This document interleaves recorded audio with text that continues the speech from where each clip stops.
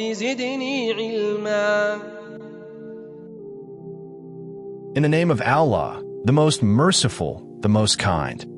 If truth is clear, if the land is sacred, why does injustice continue? Brothers and sisters, today I'm going to take you on a journey. Not just through history, not just through politics, but through the story that Allah Himself told us in the Qur'an and that His messenger explained to us. It is a story of a land so special that Allah called it al-ard, al-muqaddasah, the sacred land. A land where the footsteps of prophets are found, where nations rose, where nations fell, and where the battle of truth and falsehood still continues today. This is the story of Palestine, from the Qur'an to the prophets, through history until our own time, and what will happen in the future as Allah has promised. Chapter 1. The Sacred Land in the Qur'an. In Surah Al-Ma'idah.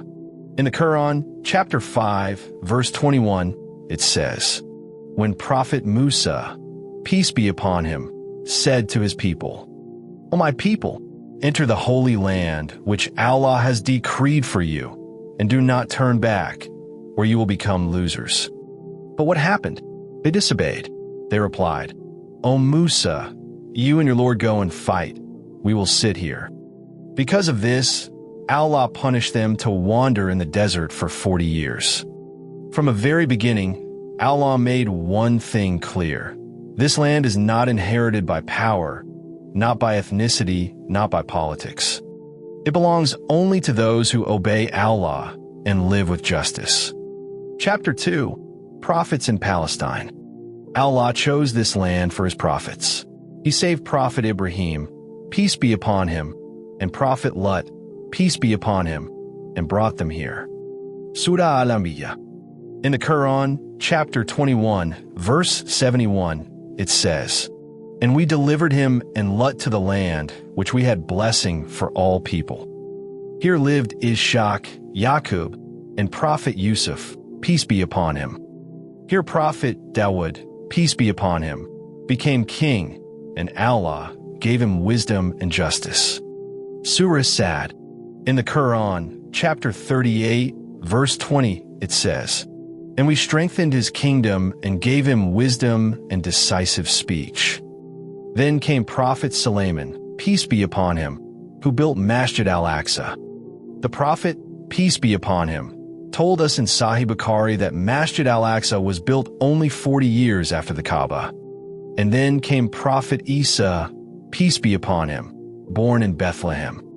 Allah made him speak as a baby, saying in Surah Maryam. In the Qur'an, chapter 19, verse 30, it says, Indeed, I am the servant of Allah. He has given me the book and made me a prophet. But what did many of Bani Isra'il do? The Qur'an tells us in Surah Al-Baqarah.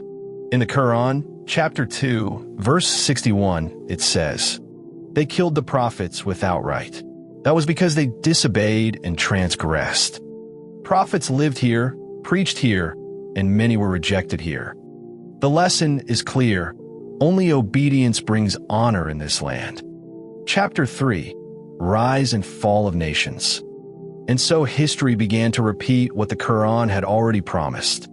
When Bani Isra'il became corrupt, Allah sent Babylon against them, destroying Jerusalem and exiling them. Surah Al-Isra. In the Qur'an, chapter 17, verses 4 to 7, it says that when they spread corruption twice, Allah sent powerful servants against them to humiliate them. Later came the Romans, who ruled when Prophet Isa, peace be upon him, was sent. They rejected him too and plotted to kill him. But Allah raised him, as the Qur'an says. Then came the greatest turning point. The Muslims entered Jerusalem in 637 CE. Umar bin al-Khattab, may God be pleased with him, came humbly, riding a simple camel. There was no bloodshed.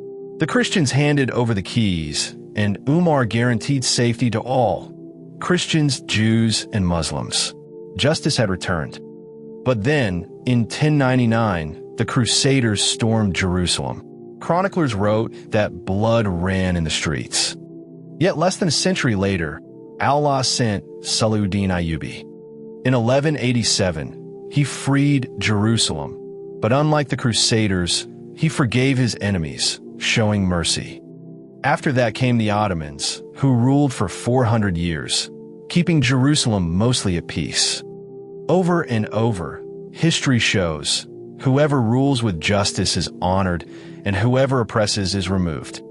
So the question isn't just who wins today, but who is aligned with truth, patience, and justice. The conditions of divine help the Qur'an lays down. History shows when these conditions rise, victory follows. When they fall, victory is delayed. Chapter 4. The Modern Struggle.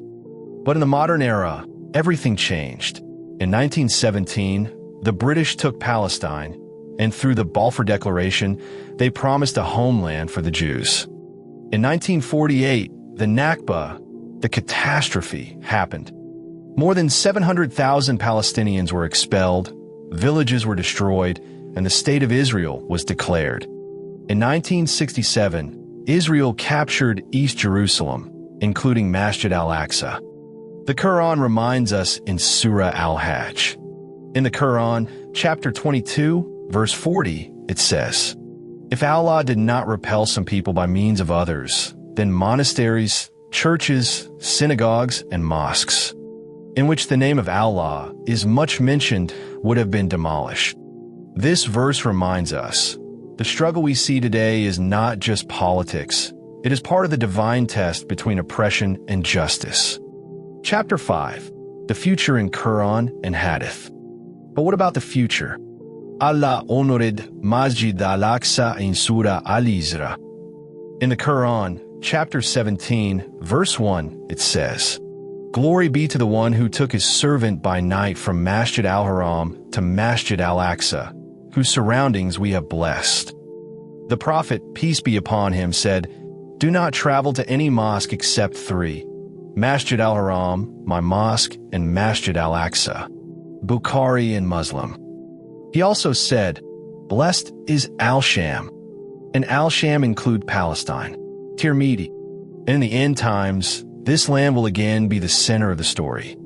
Dajjal will emerge from this region. Prophet Isa, peace be upon him, will descend near Damascus. And Al-Quds will witness the final battles between truth and falsehood. So, just as Palestine was central in the beginning of human history, it will also be central in the end.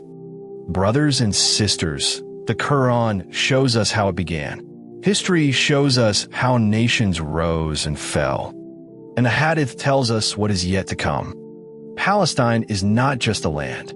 It is a sign from Allah. Empires have come and gone, but Allah's promise is always true.